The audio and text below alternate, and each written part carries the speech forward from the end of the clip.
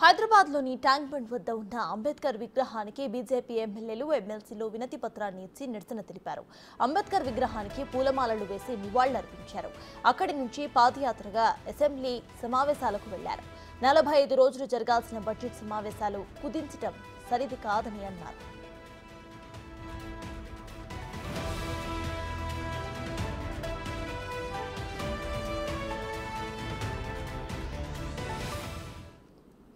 BJP చేస్తున్న నిరసనకు సంబంధించిన అప్డేట్స్ మా ప్రతినిధి వెంకట్ అందిస్తారు. వెంకట్, చెప్పండి, ప్రజెంట్ అక్కడ అప్డేట్స్ ఏంటి? బీజేపీ నేతలు ఏమంటున్నారు? సర్తాజ్, ఇవాళ అసెంబ్లీ సమావేశాలు ప్రారంభం కాబోతున్నాయి. మొదటి రోజే బీజేపీ ఎమ్మెల్యేలందరూ కూడా భిన్నంగా నిరసన బాట పట్టినటువంటి నేపథ్యం కనిపిస్తుంది.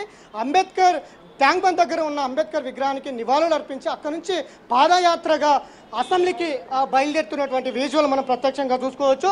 మొదటి రోజే నిరసన తెలుపుతున్నారు. రైతులకు సంఘీభావంగా వీళ్ళు నిరసన తెలుపుతూ అసెంబ్లీకి వెళ్తున్నటువంటి నేపథ్యాలు, అట్లనే వచ్చిన 7 ఏళ్లలో కాంగ్రెస్ ప్రభుత్వం వైఫల్యాలపైన కూడా వాళ్ళు నిరసన తెలుపుతున్నటువంటి నేపథ్యం ఉంది. ఒకసారి floor leader LIT Maheshwar Reddy గారు మన దగ్గర ఉన్నారు. సార్, చెప్పండి, పాదయాత్ర మొదటి రోజే, అసెంబ్లీ సమావేశాలు మొదటి రోజే పాదయాత్రగా నిరసన తెలుపుతూ అసెంబ్లీకి వెళ్తున్నారు, ఎందుకంటే ఏం చెప్తారు? వీరికి ఎమ్మెల్యేల మీద, కొనుగోలు మీద ఉన్న శ్రద్ధ ఈ రాష్ట్ర ప్రజానీకం మీద లేదు. ప్రజలకు ఇచ్చినటువంటి ఏ ఒక్క హామీ కూడా నెరవేర్చినటువంటి ప్రభుత్వం, రైతాంగాన్ని పూర్తిగా మోసం చేసినటువంటి ప్రభుత్వం, రైతులకు ఇచ్చే హామీ నెరవేర్చినటువంటి ప్రభుత్వం, రైతులకు రైతు బంధు ఇస్తామని చెప్పేసి ₹1 కూడా రిలీజ్ చేయనటువంటి ప్రభుత్వం, అన్ని రకాలుగా వారికి ₹500 బోనస్ ఇస్తామని మోసం చేసిన ప్రభుత్వం. ఈ రకంగా రైతులకు, యువతను, అన్ని వర్గాల ప్రజానీకాన్ని 420 హామీలు ఇచ్చి మోసం చేసినటువంటి ప్రభుత్వ విధానానికి వ్యతిరేకంగా ఈరోజు మేము ఈ పాదయాత్ర చేస్తూ ఉన్నాం. ఇప్పటికే ప్రభుత్వము 3 విడతలుగా రుణమాఫీ చేసి మొదటి విడత కూడా రుణమాఫీ చేస్తోంది. ఇప్పుడు రెండో విడత కూడా ఈ నెల చివర చేస్తామని చెప్తుంది. ఏం చెప్తారు? చూడండి, 37 లక్షల మంది రైతు బెనిఫిషరీస్ ఉంటే కేవలం 15 లక్షల మందికి రుణమాఫీ చేస్తున్నట్టు ఆంక్షలు పెట్టి దాదాపు 200 రైతాంగాన్ని వారు దీంట్లో నుంచి మరి తీసేయడం అనేది బాధాకరం. మరి ఆంక్షలు లేనటువంటి రైతు పాస్బుక్ల ఆధారంగా మీరు రుణమాఫీ చేయాలని చెప్పి మేము డిమాండ్ చేస్తాం. మీరు ఇప్పటిదాకా కూడా అనేక ఆరోపణలు చేసినటువంటి నేపథ్యం ఉంది. అనేక ట్యాక్సీల ద్వారా ట్యాక్సీలు వసూలు చేస్తున్నారు, అనేక దోపిడీ జరుగుతుంది అని చెప్తున్నారు.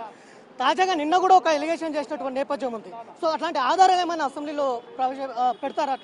అన్ని ఆధారాలతోనే మాట్లాడాను, మీడియా ద్వారానే ఆధారాలు చూపించాను. నేను ఇంకా మాట్లాడుతూనే ఉంటాను. కానీ ప్రభుత్వానికి దున్నబోతు మీద వాన పడ్డట్టు ఉన్నది. ప్రభుత్వము పట్టించుకుంటలేదు. కానీ ఎట్టి పరిస్థితులు వదిలే సమస్య లేదు. ఇవన్నీ కూడా నిరూపిస్తాం. అవసరమైతే కేంద్రానికి నివేదిక ఇస్తాం. కోర్టు ద్వారా మేము దీన్ని సబ్మిట్ చేసి కోర్టు ద్వారా కూడా మేము దీని మీద ఎంక్వైరీకి మేము డిమాండ్ చేయబోతాం. ప్రధానంగా అసెంబ్లీలో ఏ అంశాలను లేవనైతే అవకాశం?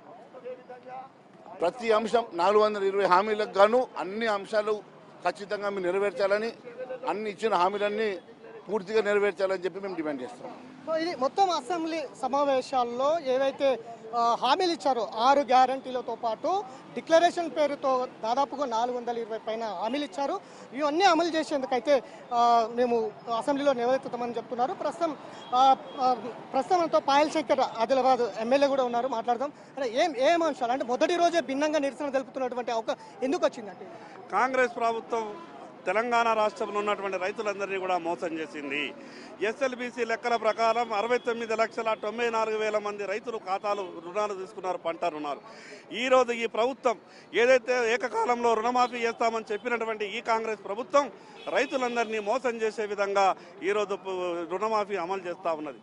దాన్ని నిరసిస్తూ ఏ కండిషన్ లేకుండా 2 లక్షల రూపాయల అప్పు ఉన్నటువంటి ప్రతి రైతుకు రుణమాఫీ వర్తించే విధంగా ప్రభుత్వం చర్యలు తీసుకోవాలా. ఒక పక్క రైతు ఇబ్బందులలో ఉన్నాడు. ఈ ప్రభుత్వం ఇచ్చినటువంటి హామీ వల్ల అమలవుతుందని ఈ రాష్ట్రంలో ఉన్నటువంటి రైతులంతా కూడా అనుకున్నారు. కానీ కాంగ్రెస్ పార్టీ పూర్తిగా మోసం చేసింది. 69 లక్షల మంది రైతులు రుణాలు తీసుకుంటే కేవలం 16 లక్షల మంది రైతులకు మాత్రమే రుణాలు మాఫీ చేస్తామనే విధంగా ప్రభుత్వం ప్రకటన చేసింది. దానికి నిరసనగానే ఈరోజు భారతీయ జనతా పార్టీ ఎమ్మెల్యేలమంతా ఈరోజు అసెంబ్లీ వరకు పాదయాత్ర చేస్తున్నారు. మీకు ప్రధానంగా తెలుసు, గత ప్రభుత్వం దాదాపు 7 లక్షల కోట్ల రూపాయల ఆర్థిక విధ్వంసం జరిగిందనేది కూడా అందరికి తెలిసిన విషయమే. ప్రభుత్వం కొత్తగా వచ్చింది, నిదానంగా ముందుకు వెళ్తున్నటువంటి నేపథ్యం ఉంది. కానీ మీరు 7 నెలల ముందే ఈ స్థాయిలో నిరసన తెలపడం సరైందేనా అని కూడా ప్రజల నుంచి కాంగ్రెస్ పార్టీ ఎన్నికల ప్రచార సభలో స్పష్టంగా హామీ ఇచ్చింది. డిసెంబర్ 9వ తారీఖు నాడు మాఫీ చేస్తామని చెప్పిండ్రు. ఆ రోజు కాంగ్రెస్ పార్టీ అధికారంలోకి రావడమే ఆలస్యం. మేము అధికారంలోకి వచ్చిన తర్వాత 2 లక్షల రూపాయల రైతు రుణమాఫీని ఏకకాలంలో మాఫీ చేస్తామని చెప్పారు. ఆ రోజు కాంగ్రెస్ పార్టీగా ఈ రాష్ట్ర ఆర్థిక పరిస్థితి మీద అవగాహన లేదా? అనేకమైనటువంటి ఆర్టీఐ చట్టాలలో ఆర్టీఐలలో అత్యంత దరఖాస్తులు పెట్టినటువంటి ఈనాటి ముఖ్యమంత్రి ఆ రోజు కాంగ్రెస్ పార్టీ అధ్యక్షునిగా ఈ రాష్ట్ర ఆర్థిక పరిస్థితి మీద పూర్తిగా అవగాహన ఉండే. పూర్తిగా అవగాహన ఉన్న తర్వాత ఏకకాలంలో 2 లక్షల రూపాయల రుణమాఫీ ఏ రకంగా చేస్తామన్నారో ఈరోజు రాష్ట్ర రైతులకు సమాధానం చెప్పాల్సిన అవసరం ఉంది.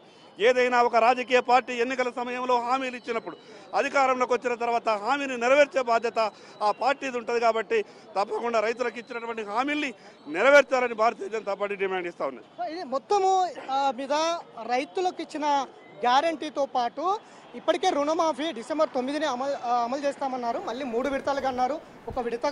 ఒక విడత అమలు చేశారు. అందులో కూడా అనేక లోటుపాట్లు ఉన్నాయి. ఇవంతా సరిచేయవలసిన అవసరం ఉంది. ఖచ్చితంగా ఇచ్చిన 6 గ్యారెంటీలతో పాటు డిక్లరేషన్ల పేరు మీద దాదాపు 420 హామీలు ఉన్నాయి. ఇవన్నీ అమలు కోసం అయితే అసెంబ్లీలో పట్టుబడతాం, ప్రభుత్వాన్ని ఇరుకుట పెట్టేందుకు ప్రయత్నం చేస్తామనేది బీజేపీ ఎమ్మెల్యే చెప్తున్నటువంటి నేపథ్యం అయితే స్పష్టంగా కనిపిస్తుందని చెప్పుకోవచ్చు. Sartaj. Right, thank you Venkat.